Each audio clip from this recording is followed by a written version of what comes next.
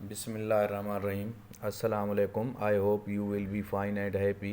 Friend, आज हमारा topic है एम्प्टी सेट, खाली सेट। एम्प्टी सेट के हवाले से कुछ बच्चों को कन्फ्यूजन है, पूछते हैं सर ये सेट है या नहीं है, क्योंकि ये एम्प्टी है तो हम इसे कैसे तस्वर करें कि ये सेट है। तो आइए हम इसे मिसाल से समझने की कोशिश कर रहे हैं। सबसे पहले हम सेट की डेफिनेशन देखेंगे कि सेट किसको कहा जाता है। देखें, कलेक्शन हो, कलेक्शन मीन ग्रुप हो, well defined mean clearly described हो, और डिस्टिंक्ट हो। अगर ये तीन कंडीशन कोई भी सेंटेंस सेटिस्फाई कर रहा है तो हम उसे सेट तस्वर करेंगे। ये हमें कॉन्सेप्ट जॉर्ज कैंटर ने दिया। कलेक्शन हो, वेल डिफाइंड हो और डिस्टिंक्ट हो। फॉर सपोज इधर एक सेट है सी के नाम से, और उसके अंदर जो एलिमेंट हैं वो इंग्लिश अल्फ़ाबेट के हैं 26। ये एक कलेक्शन भी है क्योंकि एक से लेकर जेड तक इसके मेंबर हैं, एलिमेंट हैं, तो इसे हम कलेक्शन भी तस्वर करेंगे। वेल डिफाइंड भी है कि इंग्लिश अल्फ़ाबेट के 26 अक्षर इसके अंदर मौजूद है। अगर मैं कहूँ इंग्लिश अल्फ़ाबेट के 3 लेटर तो आप कंफ्यूज हो जाएंगे कि 3 कौन से लेटर। तो वो जो इंग्लिश अल्फ़ाबेट के 3 लेटर जो मैं कहूँगा तो वो आप समझने में आपको मुश्किल होगी, तो वो वेल डिफाइंड नहीं होंगे। अगर मैं कहूँ इंग्लिश अल्फ़ाबेट के तमाम लेटर्स तो आप समझ जाएंगे कि इंग्लिश अल्फ़ाबेट के जितने भी लेटर हैं वो आपके आइडिया में आ जाएंगे। तो ये हुआ मिसाल वेल डिफाइंड का। इसी तरह डिस्टिंक्ट भी हों, ये हर एक एलिमेंट या सिंबल हर एक दूसरे से डिस्टिंक्ट है, तो इसको डिस्टिंक्ट कहा जाता है। रियाजी के अंदर ये नहीं होनी चाहिए कि एक ए इधर आया फिर बाद में जेड के बाद भी ए आ जाए या दोबारा कहीं ए आ जाए, तो उसे डिस्टिंक्ट हम नहीं कहेंगे। अभी देखें, सी यहाँ पे कलेक्शन को भी सेटिस्फाई कर रहा है, वेल डिफाइंड को भी सेटिस्फाई कर रहा है और डिस्टिंक्ट को भी सेटिस्फाई कर रहा है। ये तीनों कंडीशन सेटिस्फाई कर रहा है। अगर 3 कंडीशन सेटिस्फाई हों तो वो सेट ही कहलाएगा। अगर 3 कंडीशन में एक हो, 2 हो, तीसरा नहीं हो तो वो सेट नहीं कहलाएगा। ये क्लियर बात है। आइए अभी हम समझने की कोशिश कर रहे हैं एम्प्टी सेट क्या है। देखिए यहाँ पे अगर सी किसी क्लास को रिप्रेजेंट करे, और क्लास के अंदर आपको पता होगा कि बच्चों की कलेक्शन होती है। यहाँ हमने कलेक्शन दी है ए से लेकर जेड तक। मेन किसी क्लास के अंदर 26 बच्चे हैं और हर एक को नाम भी दिया गया है A B C D. For suppose हर एक का बच्चे का नाम भी ए है, एक का दूसरे का बी है, तीसरे का सी है। इसी तरह इसी क्लास के अंदर 26 बच्चे हैं, कलेक्शन भी मौजूद है, वेल डिफाइंड भी हैं। क्लियर हम समझ जाते हैं कि इसके अंदर 26 बच्चे हैं, हर एक को नाम भी दिया गया है, तो ये वेल डिफाइंड भी है और डिस्टिंक्ट भी हैं। हर एक डिफरेंट है, क्लियर है, हर बच्चा दूसरे बच्चे से डिफरेंट ही होगा। तो ये एक सेट है। अभी जब ब्रेक हो जाती है क्लास में, आपको पता है कुछ बच्चे चले जाते हैं, कुछ उधर बैठे होते हैं कुछ बच्चे चले जाते हैं रिफ्रेशमेंट के लिए, और कुछ बच्चे वहाँ ब्रेकफास्ट करने के लिए जो घर से ब्रेकफास्ट लाते हैं वहाँ बैठ के करते हैं। फॉर सपोज़ एक दिन ब्रेक हुई तो कुछ बच्चे चले गए, उनमें से 3 बच्चे वहाँ नाश्ता करने के लिए बैठ गए। तो हम अभी भी इसी क्लास को सेट ही कहेंगे, क्योंकि पहले भी सेट था, 26 बच्चे जब मौजूद थे, बैठे थे।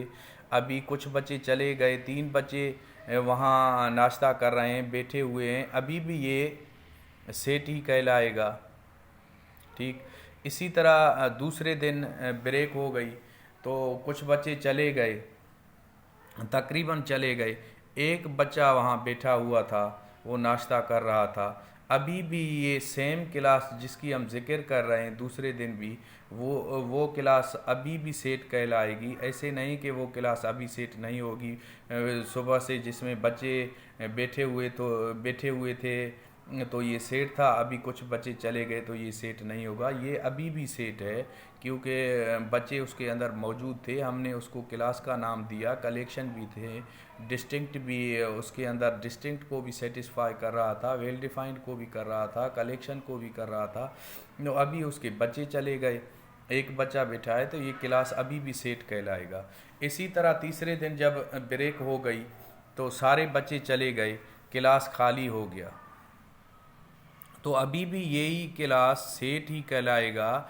हम ये कहेंगे कि क्लास जो था वो सेट था, अभी उसमें एलिमेंट नहीं है, जो बच्चे थे वो सारे बाहर चले गए, ब्रेक हो गई, तो अभी ये जो सेट है क्लास, ये अभी एम्प्टी सेट कहलाएगा। ये कॉन्सेप्ट है किसी भी एम्प्टी सेट का।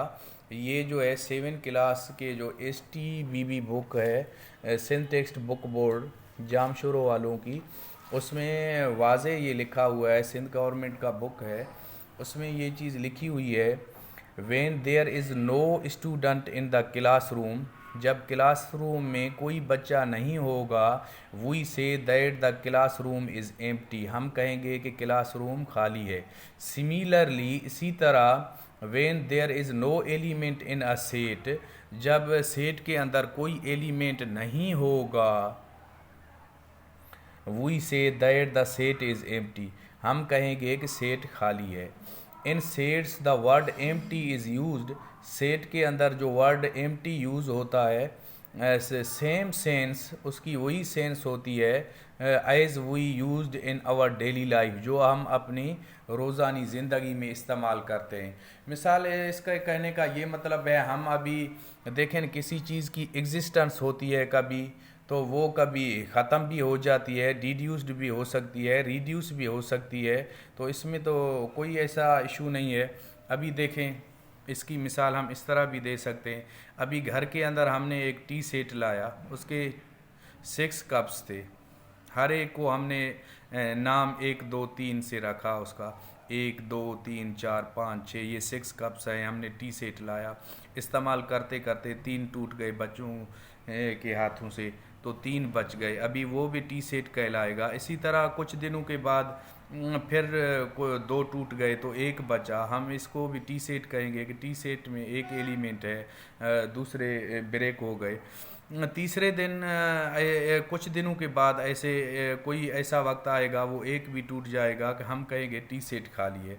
क्यों? इसकी मिसाल, एम्प्टी सेट की मिसाल रियल लाइफ की मिसाल की तरह है। जब कोई चीज़ मौजूद थी भी हम उसे सेट कह रहे थे, अभी उसकी एग्जिस्टेंस ख़त्म होगी भी, उसका नाम बाकी रहेगा, वो नाम भी सेट कहलाएगा। फॉर सपोज अभी ये 2 है, रियल लाइफ में हम 2 से 2 प्लस करेंगे तो हमें 4 मिलेगा, और 2 से हम 2 को माइनस करेंगे तो हमें 0 मिलेगा। ये भी एक एग्जांपल है, 0 मीन कुछ नहीं। सेट, क्योंकि जैसे हम रियल लाइफ में ये कोई बेसिक ऑपरेशन जो होते हैं, सिंबल्स, प्लस माइनस मल्टीप्लाई या डिवाइड, हम नंबर्स को ये ऑपरेशन करते हैं नंबर्स के, तो इसी तरह हम अगर सेट का इंटरसेक्शन करेंगे और सेट के हम यूनियन, मिसाल फॉर सपोज यूनियन करेंगे, तो हमें कोई ना कोई डिफरेंट सेट मिलेगा, किसी में एक एलिमेंट होगा और कोई सेट ऐसा हमें मिलेगा कि वो खाली ही होगा। जैसे इंटरसेक्शन से कभी खाली हो जाते हैं और यूनियन से कभी सेट जो है वो सेट के एलिमेंट बढ़ जाते हैं। तो ये कॉन्सेप्ट था एम्प्टी सेट का। एम्प्टी सेट को तकरीबन जो है मोस्टली ग्रीक लेटर फाई से रिप्रेजेंट किया जाता है, और इसी से भी मिडिल ब्रैकेट के अंदर कोई एलिमेंट नहीं हो, ये भी खाली एम्प्टी सेट को रिप्रेजेंट करता है।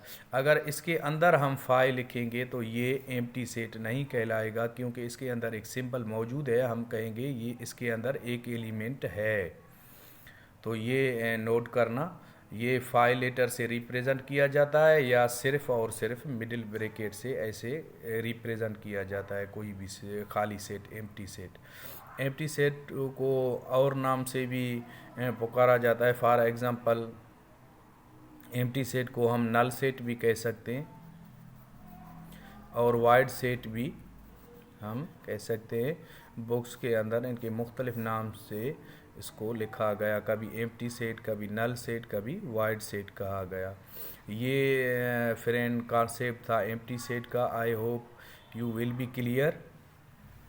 प्लीज़ अगर आप मेरे चैनल पे नए हैं तो सब्सक्राइब करें और बेल आइकन को प्रेस करें ताकि आप तक मेरी न्यू अपडेट पहुंचती रहे। Thank you. अस्सलाम वालेकुम। Be happy and remain happy.